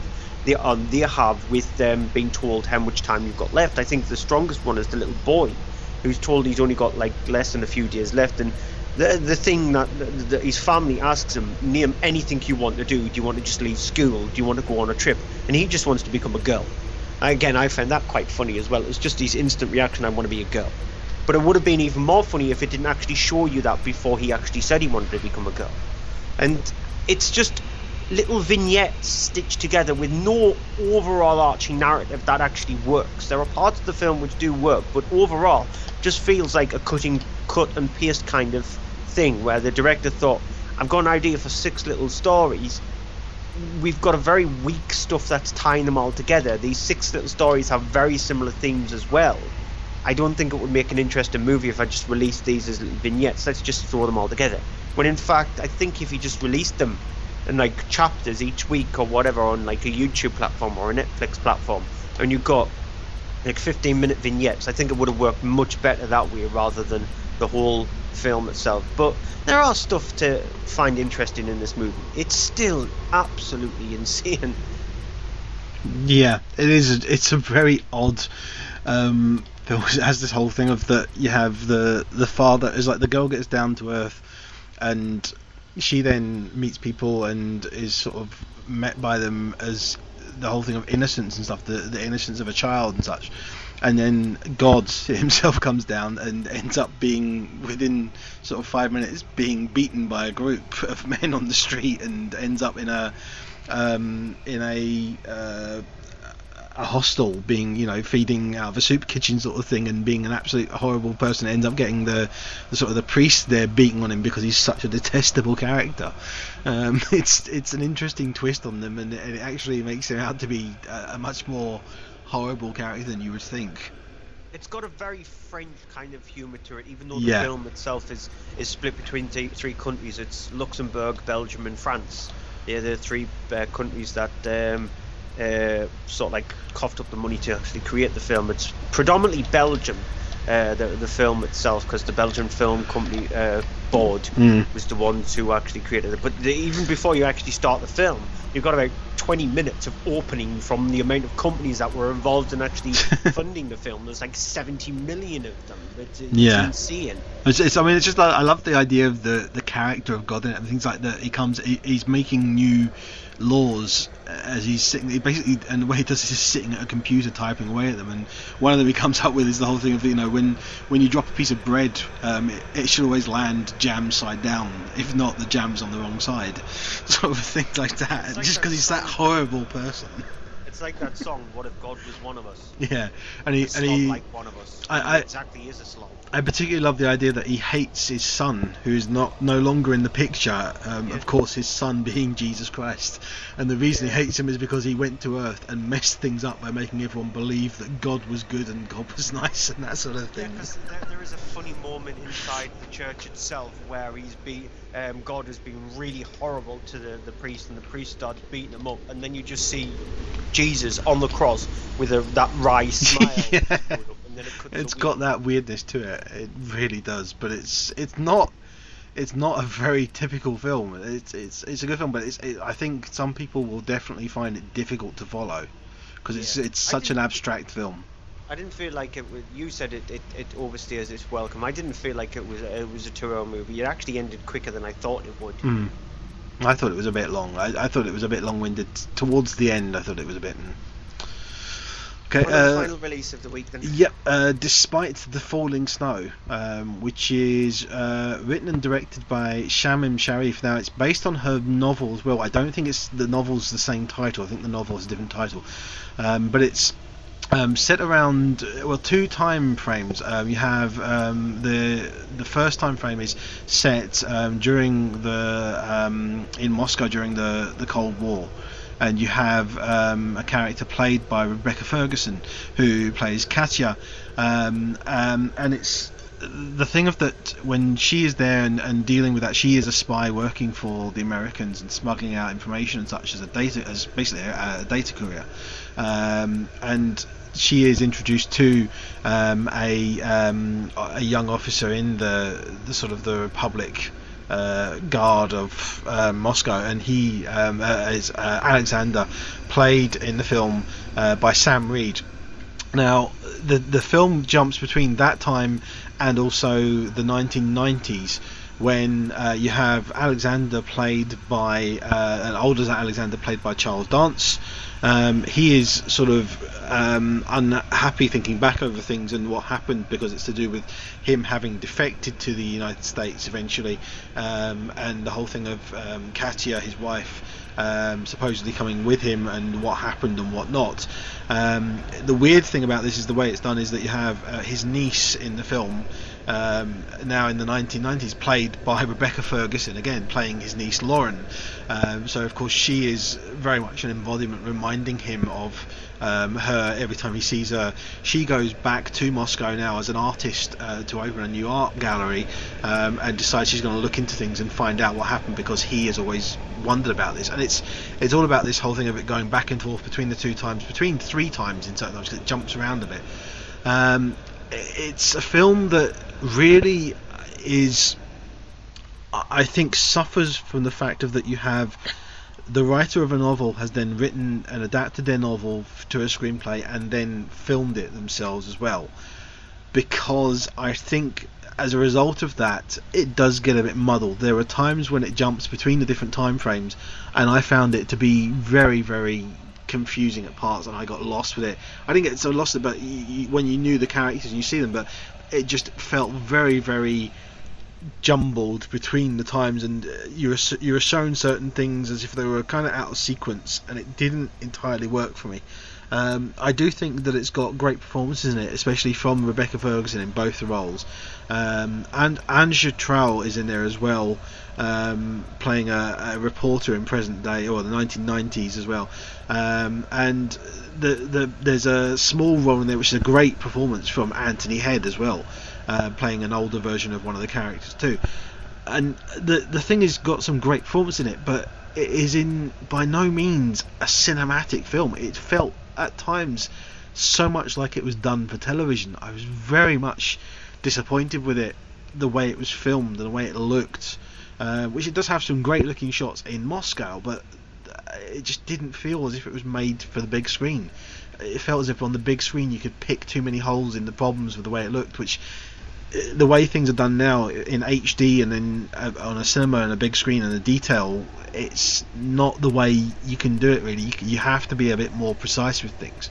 So I didn't think it was especially brilliant the way it was shot, the way it was done, but I just think it has a great performance, especially at it from Rebecca Ferguson. Okay, that's it for the cinema section of this week's show. We'll be back in a moment with the home release section. There was a real sense of you were doing something wrong, but that did give it that feeling of excitement. When the reveal of the film happens, that's when it just becomes absurd. And the atmosphere and just the sense you get whenever you go into it is undeniable. It did absolutely zero for me, which could be for the hype. What we've just discussed there is just scratching the surface on it. Hi, I'm Eric England, the director of Contracted, and you're listening to From Page to Screen, the horror show. And we're back with this week's DVD and Blu-ray section, which we'll go through and do the combined DVD and Blu-ray top 10 in a moment. But quickly, what we'll be doing in these films, not as if there's a lot to do though. Yeah, we're going to a galaxy far, far away in Star Wars The Force Awakens. J.J.Abrams unleashes his lens flare onto the world again. And this time, though, he actually toned it down majorly. He did finally admit to the fact that he did put too much lens flare in the last Star Trek movie. Too much. That's slightly being nice to yourself there. We've also got the Survivalist and Emelie. Yep. But before that, as I said, the UK DVD and Blu-ray top 10, starting at number 10 with Jurassic World. And I just say before we get into it that this is pretty much the same top 10 as last week, apart from one entry into the top 10. The top 4 is exactly the same as last week's. But yeah, Jurassic World, we announced in the news there that Juan Antonio Bayona is going to be directing the sequel to Jurassic World, which I'm ecstatic about. Chris Pratt is returning as well. Jurassic World is not like the exceptional film that it was made out to be, and it did stupidly well at the box office. It's still okay. There is still elements in the film which work. And number 9 is The Martian. Which, again, I've seen some of this in VR, and the VR stuff is fun. The film itself is fun. What sequences are in VR then? Yeah, there is a few bits where you do get to see like his area where he has to live in on Mars, and the crash of the ship itself and stuff like that. And so yeah, there are elements in the film which is very VR-esque. You might actually start to see that more so in films coming out over the next few years, that they've got very VR elements into it, like Jurassic World, for example. There is a full-on VR experience for that, and so you might start to see more of that creeping in. And number 8 is Hotel Transylvania 2. We are getting a third one, and like Andy said in the news, let's hope it's not as bad as the second. Spectre is at number 7. Boring. Absolute boring. Not absolutely boring. It is. No, it's not. Number 6 is Game of Thrones complete 5th season. Yeah, on your suggestion, I didn't go to start watching Game of Thrones. I'll probably never do that. But I watched the first episode, because we're in TV territory, of Daredevil season 2. Oh yeah. Because I watched it in 4K. Mm-hmm. And am I missing something? No. I just thought it was average. You need to watch the first few episodes. Watch it to episode 4 especially. Episode 4 is fantastic.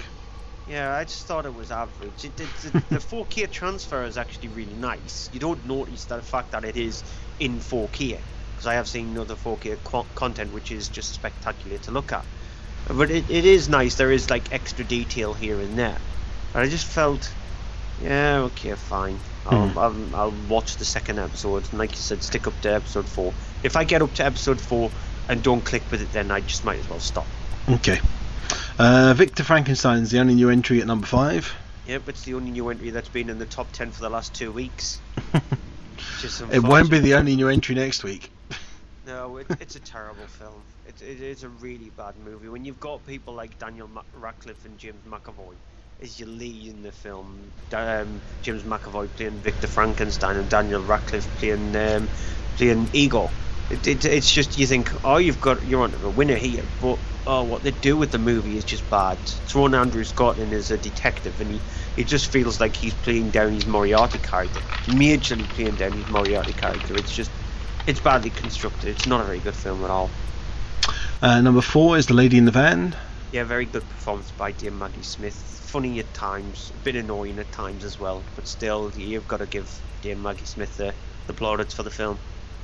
Bridge of Spies at number 3. Yeah, a very good film. Has a few little elements of the movie which I didn't latch on to that much. I think it sags a bit in the middle as well, but still, Mark Rylance's performance is fantastic and it definitely deserves the plaudits that he's got. Tom Hanks as well, and it's very well directed by Steven Spielberg. The Good Dinosaur at number 2. Yeah, it's got some absolutely gorgeous animation, a few decent set pieces in the film as well, where the animation fully suits the movie. It's just it's lacking in story. So the number 1 film again is Hunger Games: Mockingjay Part 2. Yeah, as a double bill, it's a bit of a damp squib to end off a series with the Hunger Games. It just doesn't know how to end, and it tries to cram in pretty much everything that it has done over the last few films. So it has the political element to it, it has the big massive action set pieces in it, but it just does not feel like a Hunger Games movie. It feels like an ending to a different film instead of what we've actually got. The Hunger Games element of the stuff is completely lost now, and even though you've got the games maker returning in this one, it just feels like it was more like the Maze Runner rather than the Hunger Games. Okay, so moving on then, the big DVD release that you've got this week, which most people have been posting all day about on Facebook, that they picked up at. You have the dark side and the light side versions being released, funnily enough. Yeah. I don't know how many you've got what, but let's go then with the first film this week. Yeah, Star Wars: The Force Awakens, directed by J.J. Abrams. Now, the pointless thing about a Star Wars film is to explain the story. It's just a silly thing to actually do. The basic premise is it's set 30 years after the Empire was defeated. You've got a new threat in the First Order. You've got a robot, an android, whatever you want to call it, called BB-8, who's on the planet of Jakku. He is picked up by Daisy Ridley's character, who plays Rey. You've also got John Boyega, who plays Finn, who's a stormtrooper, but he's sort of like deserted them after seeing the outcome of what they actually do. He's on the planet of Jakku, and he teams up with Rey to try and take BB-8 to discover where the whereabouts is of Luke Skywalker. Here's a clip.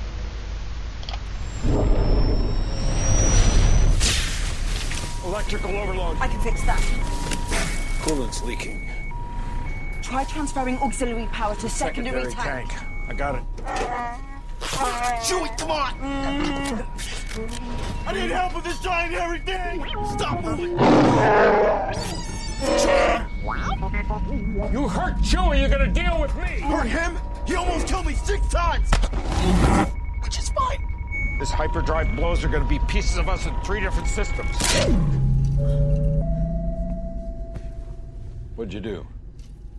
I bypassed the compressor.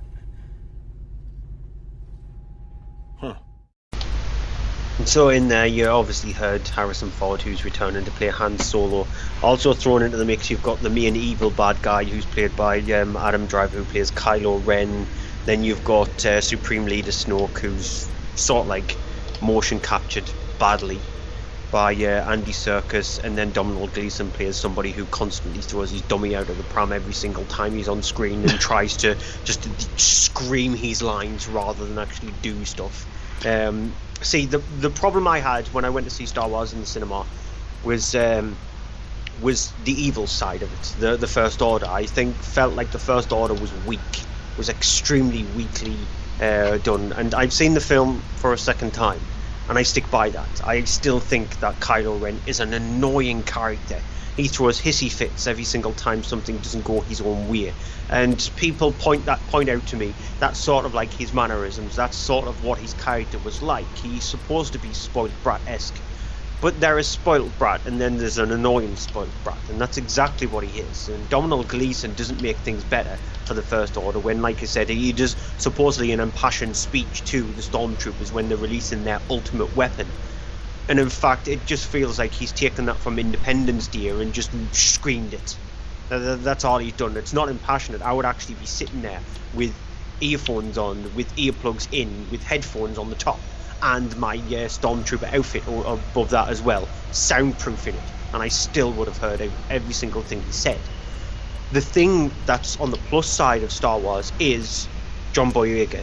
is Oscar Isaac, who plays Poe, is Daisy Ridley's character, who plays Rey, is even Luke Peter Nyong'o, who does the voice and motion capture of Maz Kanata, is the new side of it, rather than the Kylo Ren, the evil side of it, the good side of it. If you look at all the new characters that's introduced into the film, they're the plus side, because you heard in that clip there the amount of fun, sort of like the sarcastic little quips there when you heard Finn trying to just bandage up Chewbacca, and he's pretty much getting attacked by him. And it's just the way their stories pan out through the film itself is really well done, because the actors are just taking on their characters and fully going with it, and I thought they handled them brilliantly. And it's nice to see things like the Han Solo stuff to it. It's nice to see Princess Leia crop up in a small little role, but still a little pivotal role as well, which helps push along the story. The story never laxes. It always seems to have a decent enough pace to it. So rather than just languishing about for like 20 minutes, not knowing what to do, just trying to do some exposition, it keeps the pace moving constantly. It's just the evil side of it, the First Order, which got right on my nerves, and for a second time, it didn't help. So overall, I did like the film. I didn't love it like a lot of people making it out to be, but I'm sort of like on the fence. I'm in the middle area. Like some of it, didn't like some of it. I liked it more than you, but I didn't love it as much as I wanted to. I did love it a little bit, but I did, as a Star Wars fan, it was nice to go back to Star Wars and be back in that world and that universe, and go back to it, and the characters making their appearances and coming back, and it was good to see. The problem that I do have with it is that it's very much a rehash of, and I won't say what one for anyone who hasn't seen this and wants to see it kind of fresh, but it is when you see it, there are elements from one of the original trilogy films that is very much a rehash of. If you sort of pick the plot points together, it's very much a rewrite of those things, which is kind of where it has a problem. It doesn't have that much originality to it. The whole thing of looking at the Rogue One trailer, the thing of that, I looked at that, and I before that trailer came out, I wasn't hyped for Rogue One on the basis of this, on the basis of The Force Awakens. I thought it was going to be more Star Wars, more of the same, kind of just diluting it a little bit. And the thing is that in that case, the trailer looks like it's not Star Wars, but it's Star Wars. It looks different. It has a great feel to it. This does have the feel of more of the same, but still a lot more of the old of the same sort of thing. I didn't feel as if it was really, and I get that they were trying to make it have that feel, but for me, I want it to be more its own thing and not so much just going, oh, we're doing this. There's even a reference at one point where someone says to it, this was the Death Star, this is the other Death Star, this is the new weapon, and someone just goes, oh, so it's bigger. And it's literally kind of like an analogy for the whole film. They've just done more of the same, but bigger. And I just wish they had done something a little bit more original than this. But I mean, to say that sounds as if I'm saying it's bad. It's not. It's great fun. It's a laugh from start to finish. It's fun because it's humorous as well, and it's got dark moments to it, but it does have quite light comedy moments and interesting characters. So it is. If you're a fan of the series, you won't be. I don't think you come out of it and be. You'd hate it. At the worst, you'd come out disappointed. But again, that's likely to be then just due to expectations of, it's been how many years since the original trilogy, which this is more like the original trilogy. It's not like the prequels, which were bad. This is, more faithful, more in the style of the original 78 to 86 trilogy, I think. And, it's much more in keeping with those. So, don't be worried about it. If you want to see it and have fun with it, and you will. Yeah, just don't think too much. Don't overanalyze it. Yeah. Okay, on to The Survivalist, which is a small British film written and directed by Stephen Fingleton. It is his first feature, and it's a film which starts off... it's a small indie film, so it's mostly filmed in sort of a woodland area. But it's kind of set in a future, not too far off near future, kind of post-apocalyptic situation where the world's population is represented in the beginning by 2 lines being drawn across the screen in like a graph, and it shows that one line represents the human the humanity, number of human people, and the human birth rate, and the other one shows kind of a correlation between that and the rate of oil production. And as the two kind of raise up and then hit a peak, and then the two drop suddenly, that you see, obviously that sets up the idea that in the future there's no more oil. People have kind of regressed into a little bit of, the world has started to fall apart, and we're introduced to the main character, just called Survivalist, played by Martin McCann, who lives on this kind of like this little farm he's got in a forest that's only just sort of big enough to survive on himself. He's there, he lives his own sort of solitary life, locks up every day and seals everything and makes sure everything's okay.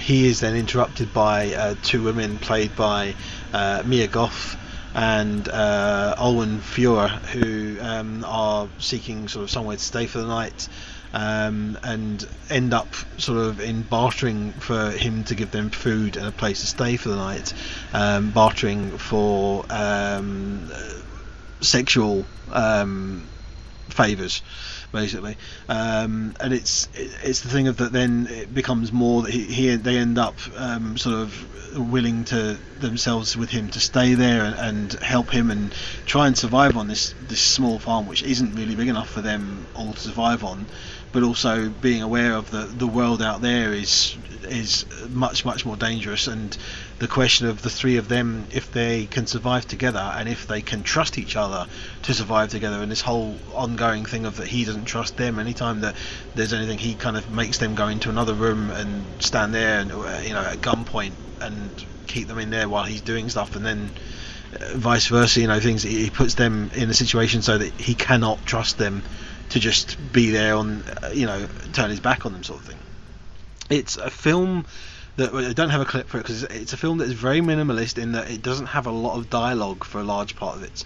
A large part of it is just them going about their day, or when something happens and someone is injured, it goes into great detail of the way it's, cleaning the wound and trying to deal with it and that sort of thing. It's a very, very well shot in that manner. It is obviously a low budgeted film, but it's done with not only an attention to detail that you don't see that much now in small films, but it's also done with a great performance, especially from Martin McCann. Mia Goth and Olwen Fure are really good as well, but Martin McCann is really, really good because he's just always on guard and always suspicious, and he has this kind of paranoia about him, but it's not this kind of paranoia of a crazy person. It's the paranoia of a guy who's learned to survive that way.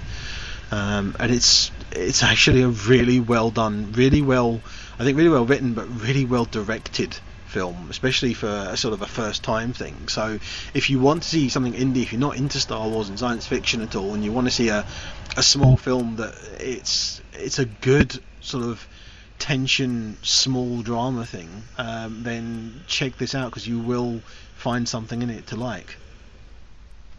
Right, final release then of the week. It's sort of like the throwaway title. There were other films out that I could have seen, but to be honest, I was watching trailers of them and going, I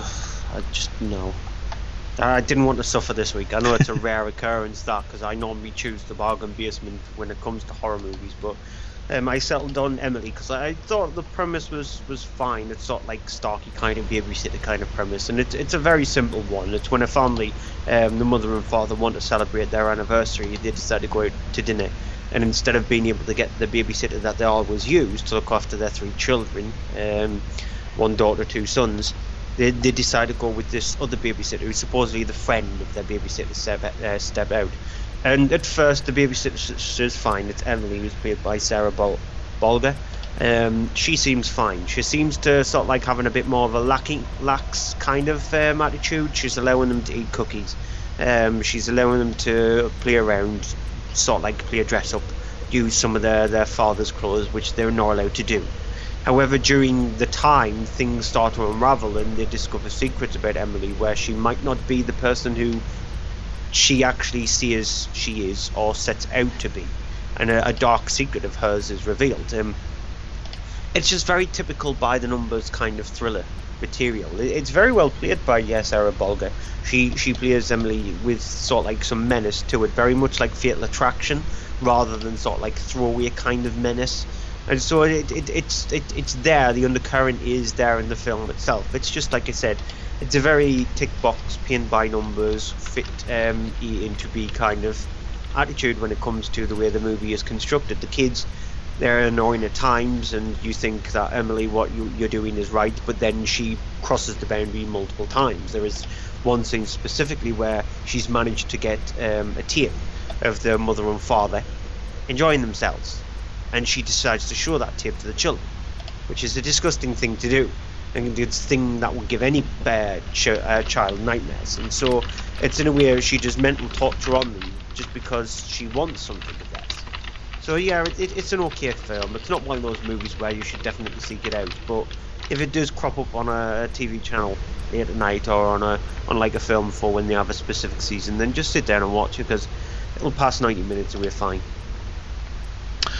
Okay, that's it for this shortened week's DVD and Blu-ray releases. Obviously Star Wars has been the big film on DVD this week. We'll go on to our TV movies of the week coming up. I've got 4 here actually. I think I've got some of the ones you'll probably have as well. I've got 4. Yeah. I've got. I'm going to keep my main one back, my actual TV, but shout out a few films of the week. One I think you'll have, Friday the 22nd of April, film 4 at 12:05 a.m. So 12:05 Friday night, Saturday morning, is Maniac. Yes. The Elijah Wood stuff, which I actually did see at the cinema. And it's not the typical kind of thing I would have gone to see, but it's a really well directed, and it's a really odd performance from Elijah Wood as well, who's very creepy in it. And it's actually such a disturbing film, but it's a very, very well handled disturbing film. Directed by Frank Calhoun, who did P2. Produced by Alexander Aja. Yeah, but it's a very, very kind of odd role, especially for Elijah Wood. I think it was more him trying to break the mold of the Lord of the Rings films. Then 2 films on Sunday the 24th of April. One on Film 4 at 9 o'clock with Her, which is the Spike Jonze Oscar nominated. Did it win Oscars? No, it didn't win. It didn't really. But the Oscar-nominated drama with Joaquin Phoenix, with a robot voice, a computer-voiced kind of a relationship with a voice by Scarlett Johansson. And the same night on Channel 4, 11:05 p.m, The Lincoln Lawyer, which is a small film with Matthew McConaughey, kind of at the point when he started becoming great again, in a law drama sort of thriller, which I thought was quite good and fairly well handled. But my TV movie of the week is Locke, with Tom Hardy in it. It's the premiere of it. The premiere of it on Film 4 tomorrow night, Tuesday the 19th of April at 9 o'clock. And it's just the simplicity of it and the way it's done. It's a whole film set inside a car, driving, with him talking to people on the phone and having discussions of the situation he's in, where he's heading, and things behind him, and the decisions he's got to make. That I think it's a real drama piece, of a performance piece, and it does show just how kind of enigmatic Tom Hardy can be, even when he's not a particularly likable character at times. Yeah, I didn't like the film as much. I know. A lot of people. I think I was one of the only people who was on the no kind of area when it came to the film Locke. But yeah, as you mentioned, Maniac was one of the films I chose. All my films, unfortunately, are on Film 4. I thought you would have Maniac, yeah. Yeah, I haven't chosen Red Dog this week, even though it is actually on. It's on Movie News again. It's on twice during the week, but I haven't chosen it. But yeah, the other films I've picked, Monster in Paris. Again, it's another animated film which I implore people to watch. That's on Film 4 on Saturday the 23rd at 11 AM. Definitely suggest people watch that one. It's a fantastic film. On Sunday the 24th at 11 AM, again on Film 4, From Up on Poppy Hill. It's a Studio Ghibli movie. It's absolutely gorgeous movie. Isn't there a Studio Ghibli movie coming out soon? Yeah, when Marnie was there. Yeah.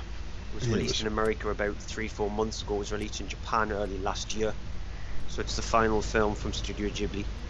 even though Hayao Miyazaki is actually doing a 3D movie, but that was old news, and I was told to write up something for Following the Nerd, even though I actually said it was about 6 months old, that news. But yeah, Miyazaki is trying his hand at 3D stuff. But my movie of the week is in a bit of an unusual one. It's on Sunday the 24th at 1:10 a.m. in the morning or Saturday at night. VHS 2. That is an unusual choice. Yeah, there are 3 VHS films. VHS 1, VHS 2, and obviously VHS Viral. And I think out of the 3, VHS 2 is the one which is the best one. The wraparound is still the weakest element of it, but every single one of the 5 films in it is just absolutely insane, especially Nacho Viglondio's section, which involves a cult. It's absolutely over the top insanity. But if you're looking for movies where it is predominantly first person, there is 2 sections in VHS 2 which is first person view. There's the one which is the opening section, which is about zombies, and it's a guy who's got a GoPro camera, and everything's pretty much shot from first person perspective. And then you've got this cult one, which is shot like a found footage kind of film.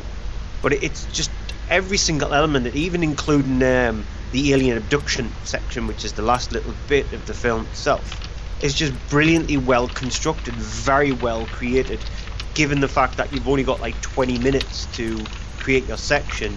Each one of the directors just throws everything they possibly can at it, and it's not one of those ones where they throw stuff at the wall to see what would stick. They throw all the right stuff at the wall and everything sticks. So I'd highly recommend VHS 2. You don't need to have seen the first one to actually understand it. But yeah, that's my movie of the week. It's on Sunday the 24th on Film 4 at 1:10 a.m. Okay, that's it for this week. Thank you to those listening live, and thanks to in particular Alan, who's joined us in chat during the show. You have places to check us out. On Twitter, you can find us at Monday Movie Show. Stuart's on there at Cryptic Tadpole. I'm on there at AHDBD. You can find us on the web at mondaymovieshow.co.uk. You can find us on Facebook at facebook.com/Monday Movie Show. And you can find us on things like iTunes if you're looking for other episodes. Previous episodes are available on the Spreaker website. Shout outs to our friends and sort of co-collaborators and things like followingthenerd.com and from page2screen.com with the number 2 in the middle. And also Al Menage a Geek or Bald Gamer Dude. Yep. There's also as well Stuart is ongoing with the Following the Gamer podcast. Is this Saturday? Yep. And I've got a horror podcast to do on Sunday and then our show. Yeah, so busy week this week. And I'm not feeling too well neither, so... Get to bed. Hot chicken soup. Not a fan. I'd rather have like a hot vindaloo curry to actually sweat it out of me. Well, I don't think my work would actually be happy if I did that. Interesting. Just a vindaloo sort of solution for a cold. Yeah, I think you might combust then.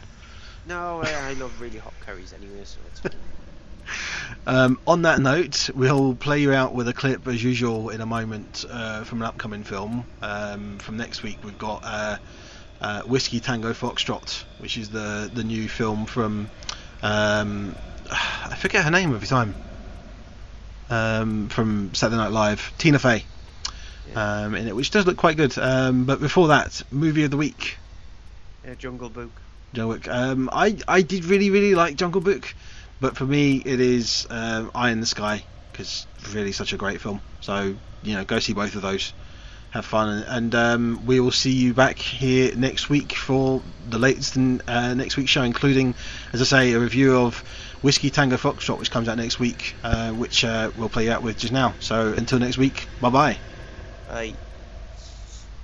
Are you familiar with the term 410-4, Miss Baker? It refers to women who are 4s back home, become 10s when they ship out, and when they're back stateside, they become 4s again. Are you saying I'm a 4? I'm saying you carry an orange backpack. I've seen people with actual experience make bad decisions here. So while you're outside the wire with my men, you will in no way distract them, understood? Are you asking me not to sleep with your soldiers? Because No, not soldiers, Marines. You're not here to sleep with or perform jobs of any type on my Marines. Clear copy, Miss Baker? Copy that. Good. We'll get you out to a fob as soon as we find a ride for you. In the meantime, Captain Stern here will see to it that you get a wet hooch. What? It's a tent with a shower. Unless you'd prefer a dry hooch. I would not, sir.